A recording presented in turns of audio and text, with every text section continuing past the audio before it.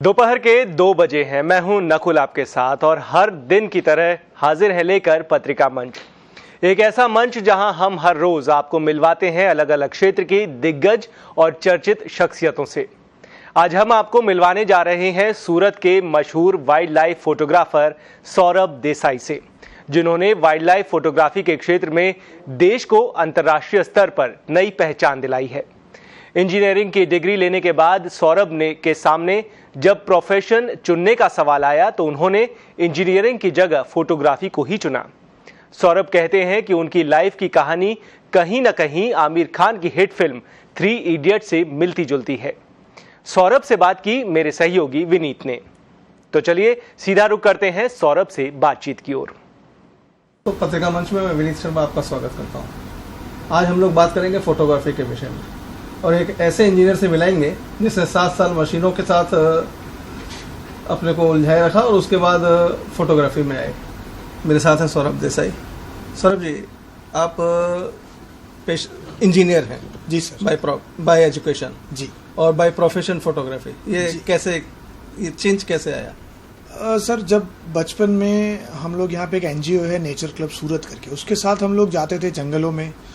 तो वहाँ पे हमें सिखाया जाता था कि पेड़ पौधे, एनिमल्स, बर्ड्स, बटरफ्लाइज, इंसेक्ट्स के बारे में हमें बहुत कुछ जानकारी मिलती थी।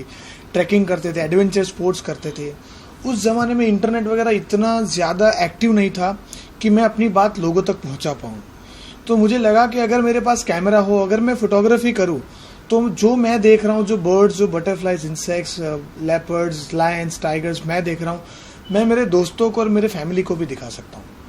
तो इस तरह से जब मैं स्कूल में था तब ये ख्याल दिमाग में आया और लकीली जब मेरे 10th में अच्छे मार्क्स आए तो नेचर क्लब के प्रेसिडेंट है स्नेहल पटेल, उन्होंने मुझे सबसे पहला कैमरा गिफ्ट किया और वहाँ से मेरी फोटोग्राफी की जर्नी शुरू हुई।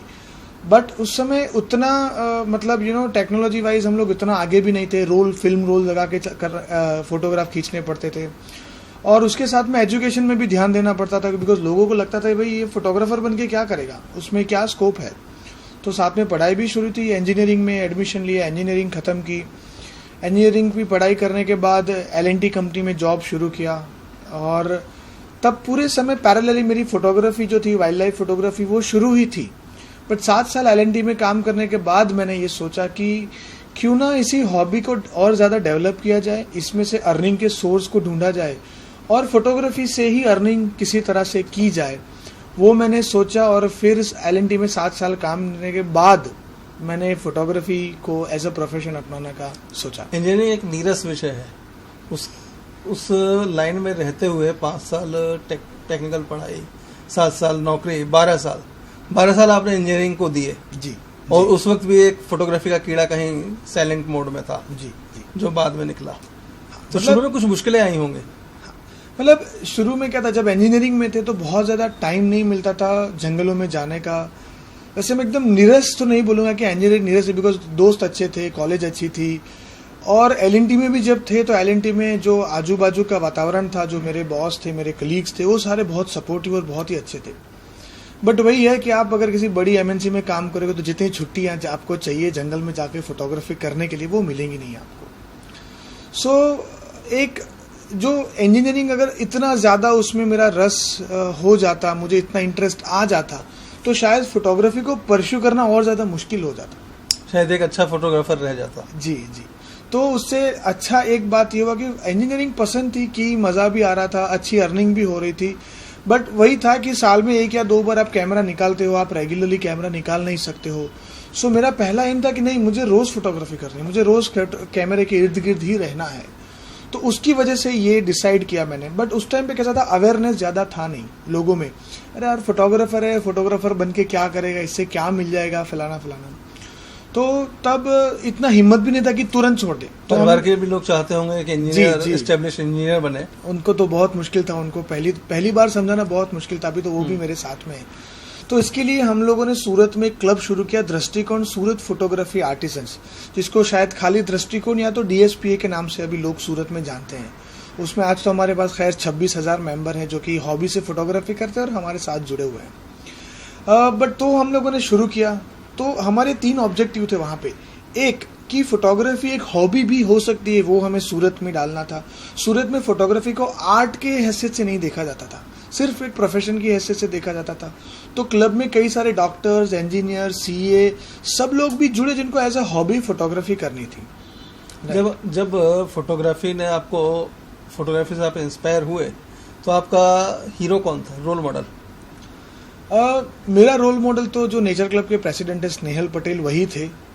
उनकी वजह से मैं फोटोग्राफी में इंट्रोड्यूस हुआ, मैंने फोटोग्राफी के बारे में जाना और मैं फोटोग्राफी करना शुरू किया। अभी खैर मुझे बहुत सारे लोग पसंद है, जैसे कि इंडिया में से गणेश शंकर जो है मुझे बहुत ज़्यादा पसंद है। इंटरनेशनल लेवल पे नाम बोला जाए तो मुझे निक ब्रांड बहुत ज़्यादा पसंद है, जो कि बहुत ही यूनिक स्टाइल में अपनी फोटोग्राफी करते हैं, जो कि fine art wild life photography के एक जॉनर में उसको रखा जाता है। तो ये लोग मुझे बहुत ही ज़्यादा इंस्पायर करते हैं और मुझे भी कुछ अच्छे फोटोग्राफ करने के लिए वो प्रोत्साहन मिलता है उनके फोटोज़ देख के। आपको फोटोग्राफी में कई अवार्ड्स मिले हुए हैं। जी जी। आप कई जर्नल्स में फ़ोटो छपे हैं। जी जी। तो वहाँ तक की जर्नी कैसे हुई है, क्योंकि बहुत आसान नहीं है। जी सर, मेनली कैसा था कि इंडिया में जब हम लोगों ने फोटोग्राफी शुरू की थी, आज से मैं बात कर रहा हूँ 12-13 साल पहले की, तो तब क्या था कि इंडिया से बहुत ही कम लोग वाइल्ड लाइफ फोटोग्राफी जैसी चीज़ को हाथ में लेते थे। और उस टाइम पे अगर किसी को इंडिया के फोटोग्राफ चाहिए होते थे, इंडिया की वाइल्ड लाइफ के बारे में लिखना होता था या उनकी मैगजीन्स में उनको आर्टिकल चाहिए होते थे, तो बहुत ही कम लोग थे जो वाइल्ड लाइफ के बारे में जानते भी थे और वाइल्ड लाइफ फोटोग्राफी ही करते थे। तो खैर तब एक ज़माना था कि वो लोग हमको ढूंढते हुए आते थे। और अभी थोड़ा सा रिवर्स प्रोसेस, अभी बहुत सारे लोग फोटोग्राफी कर रहे हैं, तो हमें सबमिशंस करने पड़ते हैं, अवार्ड फंक्शन में पार्टिसिपेट करना पड़ता है, तब जाके थोड़ा नाम बनता है और फिर हमें प्रोजेक्ट्स और असाइनमेंट्स मिलते हैं। बट 10 साल 12 साल पहले अलग था, वो हमें ढूंढते हुए आते थे और पूछते थे भाई हमें इस तरह की फोटोग्राफ चाहिए, ये स्टोरी करनी है, ये स्टोरी करनी है, और हम लोग उनको स्टोरी करके देते थे। फोटोग्राफी एज पैशन आज थोड़ा आसान हुआ है या पहले आसान था? क्या फ़र्क है पहले के टाइम में जब रोल चला करते थे, कैमरा आया करता था, शटर घुमा करता था, आज डिजिटल हो गया सारा? सर, दोनों जो पलड़े हैं अपने अपने लेवल पे बराबर है। पहले के ज़माने में क्या था, एक बेस्ट, पहले के ज़माने के बेनिफिट्स मैं आपको बताता हूँ। जंगलों में सिर्फ फोटोग्राफर वही लोग जाते थे, तो आने जाने में कोई रोक टोक नहीं थी, ना कि सफारी के पैसे देने पड़ते थे, कभी भी आओ कभी भी जाओ। तो वो एक बेस्ट पार्ट होता था हमारे लिए। अभी तो बहुत सारे रिस्ट्रिक्शन आ गए हैं। दूसरा बेस्ट पार्ट होता था कि आप अगर लायन की कोई भी फोटोग्राफ आप कर लोगे तो अच्छा ही है, बिकॉज तब लायन की फोटो आना ही बहुत बड़ी बात हुआ करती थी। ठीक है, तो आपने जो भी खींच ले, लोगों को पसंद आना ही वो श्योर था, और जंगल में आने जाने का कोई रोक टोक नहीं था। तो वो उस टाइम का हमारा सबसे बड़ा दो बेनिफिट जो हमारे थे वो। अभी के टाइम में टेक्नोलॉजी बहुत आगे बढ़ गया, डिजिटल आ गए, तब हमें रोल के कैमरा होते तो बहुत सोच समझ के खींचना पड़ता है। भाई हमारे पास सिर्फ 75 फोटोग्राफ्स हैं गिर में जाने के, तो बहुत सोच के एक एक फोटो हम लोग करते थे। अभी हम लोग ज़्यादा फोटो खींच सकते हैं, इंस्टेंट लर्निंग हमारा हो जाता है डिजिटल फोटोग्राफी, तो वो एक बेनिफिट है।